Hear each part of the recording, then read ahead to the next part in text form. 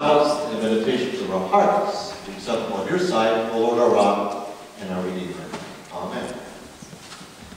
So today, you get the rich man. So you should be here. So hang on, I can be back here somewhere.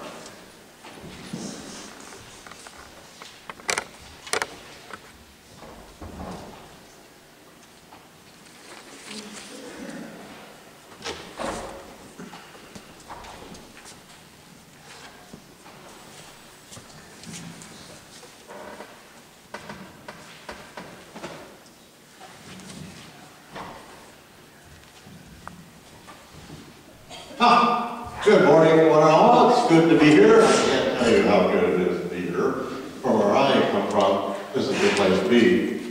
So, I apologize for my poor dress. This is about the best I can get anymore. It didn't used to be this way, let me tell you. Oh, I used to dress in the finest linen. The finest linen was almost good enough for me. And of course, my favorite color was the color of purple. Oh, the color of kings and royalty. Color of the wealthy. And let me tell you, the very best purple cloth came from the towns of Tyre and Sidon. You wouldn't bet. You went to the town of Tyre and Sidon, and you got the cloth from there.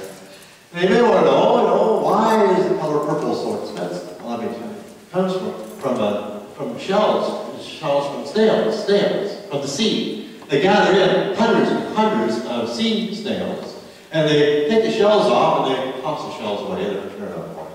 What's important is a certain gland inside the snails. And you move that gland, and then they place the gland out in the sun, and the sun beats down on the gland, and when the gland turns colors. And when the gland turns purple, that's when they have to capture it and squeeze it and smash it up, and then they get it dyed purple. So you can imagine, it's a long, drawn-out process. Pretty labor-intensive. So that's why the color purple is so expensive. But it is so wonderful. So dressing in purple is like being king, being royalty, and I always dress in the color purple. Well, you probably don't want to know any more about that. That's not why I'm here anyway. I digress a little bit. I should go on with what I'm here to talk about. As you probably have already figured out, when I was alive, by the way, I'm not anymore, but when I was alive, I was a very wealthy man, as you can kind of tell from what I've just been saying. I lived in a fancy, lovely house, and I had all the good wine and all the good food I could possibly drink. And we were having parties all the time. It was simply, no water. I was wondering if I might have a glass of water. Oh, I have no idea how good this is. And as I was saying, when I was alive, we had all we could have to eat and all we could have to drink. It was simply wonderful. Simply wonderful. Now, I suppose you might think that where we were living, we were kind of living in a gated community, you could say. We did indeed have a gate because when you were as wealthy as I was, and we were almost as wealthy as the Romans, we were like kings and royalty, not quite at that level, but the Romans did come to see us. When you were that wealthy, you draw a lot of attention. Now, some of the attention you draw is really good. There are people you really want to see and be part of, but some of the attention you draw when you're that wealthy is not attention you want at all from people you would just as soon never see. So, as I say, we lived in what you might call a gated community. And outside the gates, there would be all these poor people, these beggars banging on the door and wanting just even the scraps from the table that we had. I remember there was this one fellow, his name was Lazarus, I believe his name was. He was outside the gate begging for food. And, every once in a while, when I was in good humor, I would tell him, sir, go ahead, take the leftovers off the scraps on the table and throw them out there to Lazarus and the other beggars.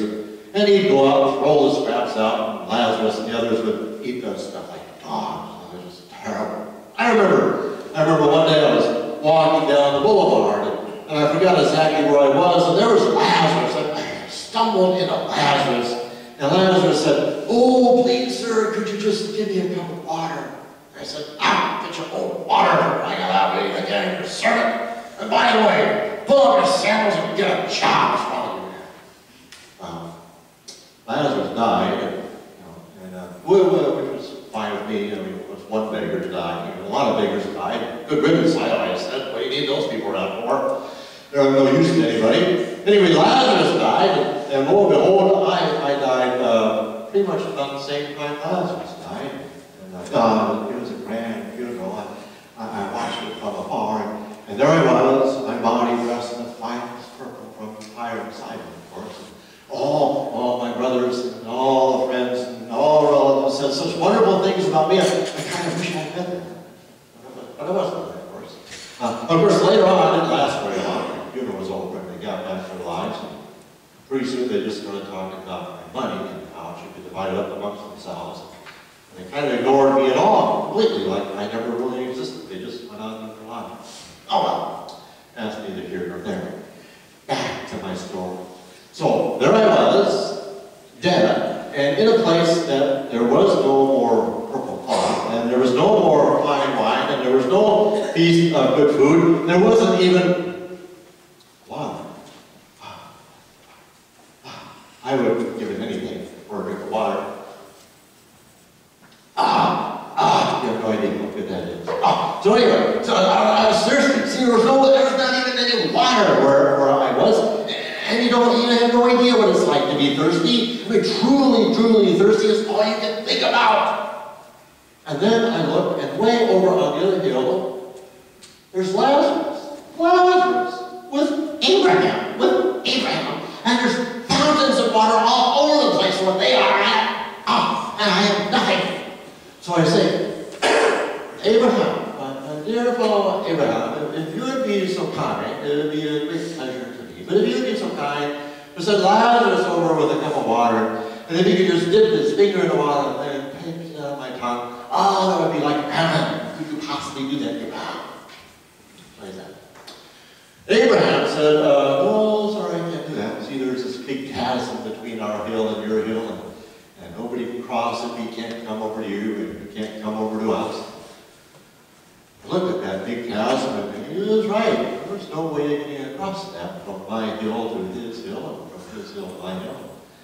Thought about that for a while and realized, this is just like life. This is just like when we were all alive. I mean, there was Lazarus was living his life, and I was living my life, and there was no way that Lazarus could ever be part of my life, and there was no way that I could ever be part of Lazarus' life. It was just like being alive. There's no way he could be part of me, no way I could be part of him. Except that wasn't quite true. Yes, there was no way that Lazarus could ever be part of my life.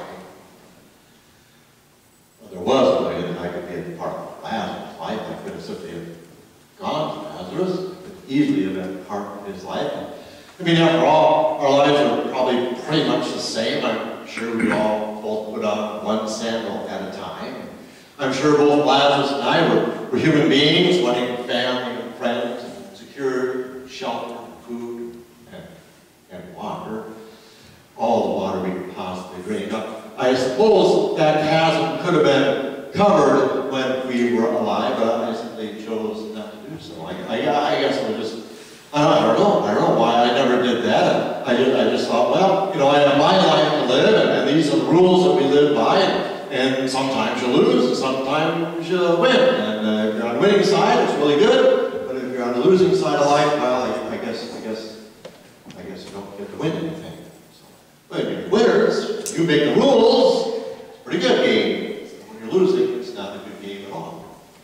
So I was thinking about these things, and I thought, if I had only known what I know now, I would do it differently. I would cross over to Lazarus if I could. So I said, Abraham, good fellow. I've been thinking about this, and I realize you're quite right.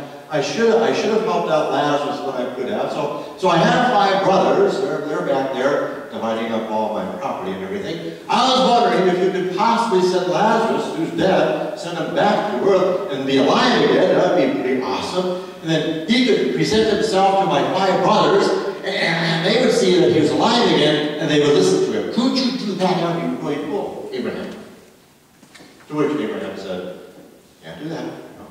Your brothers and yourself, you have Moses, you have all the prophets, we've all told you the same things over and over again for hundreds of years. You haven't listened to anything that we've told you. You wouldn't listen to anybody, even if they came back from the dead. Thought to myself, well,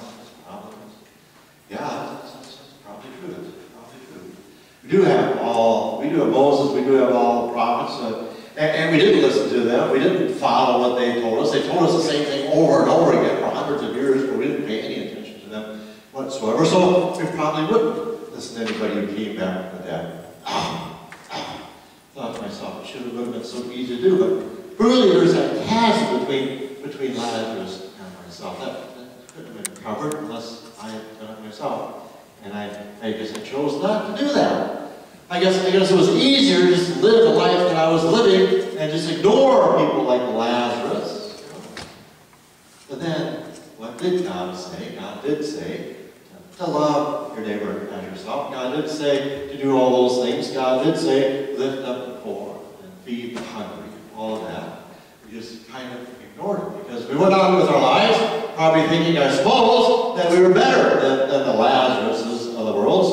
So why should we worry about that? I hope you don't mind. This is so good. So, that's pretty much my story. If I had to do it all over again, I would really have done it differently. I would have opened the gate, and I would have let Lazarus come in. Or better yet, I would have opened the gate, and I would have gone out to where he was. I should have walked in his sin. I should have seen how he lived his life. There was so much I could have learned from Lazarus, but I refused to do so. I didn't even take the time to do so. Imagine what Lazarus could have taught me about what life is all about. I mean, when I grew up, I had all these advantages. I grew up in a good family, and I had a good education, and I had all the privileges you could possibly have, and I didn't have any real physical ailments. I never even thought of how Lazarus must have grown up. I never thought about the kind of family he must have been in. I never thought about his physical ailments at all. It never crossed my mind to think that he also had a life and a story worth telling. And then I don't know, I just assumed that this was mine, and I got to believing that I deserved it, and I earned it, and earned everything that I had, so I deserved it. You know how that goes. But once you have a little bit of something, you want a little more of that something, and once you have a little more, then you want a little more of that something, and pretty soon you have a whole lot of that something, then all of a sudden you become a little bit afraid because, you've got to protect all that stuff you have, or else somebody might take it away, so you spend all your time protecting all the stuff that you have, thinking that it's all yours, and you completely forget about God holding that it's all been a gift. It's been given to you. So, if I had to do it all over again, I certainly would. I would certainly remember that Lazarus and I are brothers and sisters. You know, because we live the same lives. God breathes into us our very first breath of life, and God breathes into both Lazarus and myself our final breath of life. And you can cover yourself up with all the purple cloth you want to. Bottom line is, we're all ashes to ashes, and dust to dust. And God is God. So if I had to do it all over again, I certainly would. I hope you don't mind. This is very good. You have no idea. So that is my story, and I know it's probably a boring tale to you. You probably don't even understand what I'm talking about, because Jesus Christ lived 2,000 years ago, so you've had 2,000 years to get the message right. Because I'm sure you do it all right, not like we did in our time. And you've heard from Jesus for 2,000 years, or 2,000 years you've heard this word of God saying, love God above everything else, love your neighbor as yourself, treat others as you want them to treat you. Not only does Jesus say that, but everybody says that. So it's not a secret, it's right out there. And you've heard it for 2,000 years, so I'm sure your world is vastly different from the world that I was part of. I'm sure there are nobody who's hungry in your world. I'm sure you have no gated communities keeping poor out, and probably not even any poor in your world. I'm sure nobody's downtrodden, nobody's beaten down, everybody's lifted up. All the playing field is pretty level in your world. You lift people up, maybe not give handouts, maybe give handouts. Sure, that's the way you live. Because after all, you've had Jesus Christ for 2,000 years, so I'm sure you have it all right. You're doing it all exactly the way it's supposed to be done. Treating others as you want them to treat you, and loving your neighbor as you love yourself. So, sorry to bore you with my tale. I need to go now. I'm hope you don't mind if I take this monitor with me where I'm going. There is none of this. But carry on and do good and do as Jesus tells you to do, which I'm sure you're all